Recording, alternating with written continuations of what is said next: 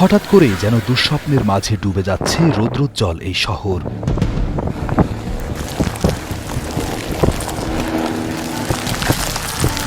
উজ্জ্বল লাল কালো আগুনের স্রোত ধেয়ে আসছে শহরের দিকে, যেন কোনো অজানা শক্তির মূর্তি ভেঙে পড়ছে শহরের প্রতিটি রাস্তায় এবং ঘরে।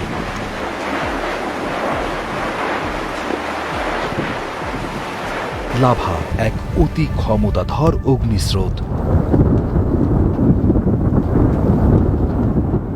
আগ্নেয়গিরির এই আগ্রাসন শুধু প্রকৃতির এক মহাবিপর্যয়ই নয়, বরং এক গভীর রহস্য যা মানুষকে প্রতি মুহূর্তে চমকে দেয়।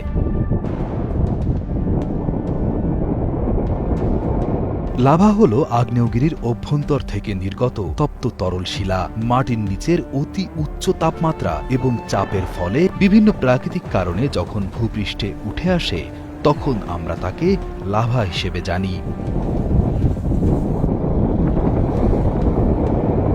লাভা এতটাই ভয়ঙ্কর যে এর তাপমাত্রা 700 থেকে 1200 ডিগ্রি সেলসিয়াস পর্যন্ত হয়ে থাকে, যা তাৎক্ষণিকভাবে গলিয়ে দিতে পারে যে কোনো কিছু।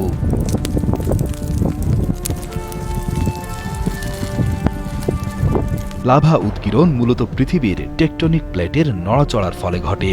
যখন দুটি প্লেট একে অপরের সাথে সংঘর্ষ করে কিংবা একে অপরের উপরে উঠে আসে, তখন পৃথিবীর অভ্যন্তরে তপ্ত ম্যাগমা উপরে উঠে আসে এবং লাভা হিসেবে নির্গত হয়।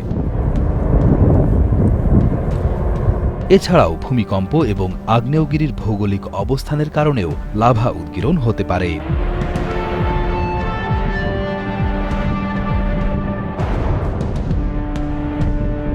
লাভা উৎকীর্ণ এক ধরনের প্রাকৃতিক মহাবিপর্যয়, যা মানব জীবন ও সম্পদের উপর ধ্বংসাত্মক প্রভাব ফেলে।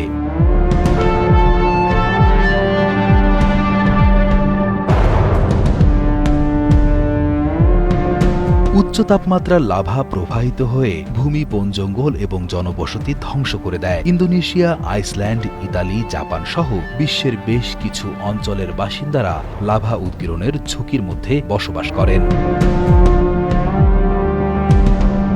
তবে সাম্প্রতিক বছরগুলোতে লাভা উৎকীর্ণের ফলে সবচেয়ে বেশি ক্ষতিগ্রস্ত দেশগুলোর মধ্যে কঙ্গো এবং আইসল্যান্ড উল্লেখযোগ্য। 2021 সালে কঙ্গোর মাউন্ট নিইরা কঙ্গো লাভা উৎকীর্ণের ফলে 1000 ঘরবাড়ি ধ্বংস হয় এবং 17টি গ্রাম ক্ষতিগ্রস্ত হয়। এ ঘটনার পর প্রায় 4 লাখ মানুষকে স্থানান্তর করা হয়েছিল। লাভা উৎকীর্ণের সবচেয়ে কুখ্যাত উদাহরণ হল ইতালির পম্পেই নগরীর ধ্বংস।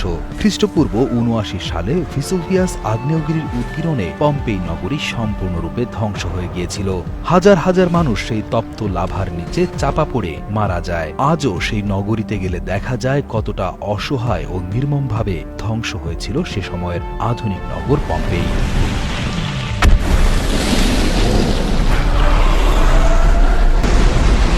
লাভা উৎকীর্ণ একদিকে যেমন ভয়ঙ্কর, তেমনি রহস্যময়। সৌভাগ্যবশত বাংলাদেশ তথা ভারতবর্ষে উল্লেখযোগ্য সক্রিয় আগ্নেয়গিরি না থাকায় এ অঞ্চলে ভয়াবহ এই প্রাকৃতিক দুর্যোগের সম্ভাবনা নেই বললেই চলে।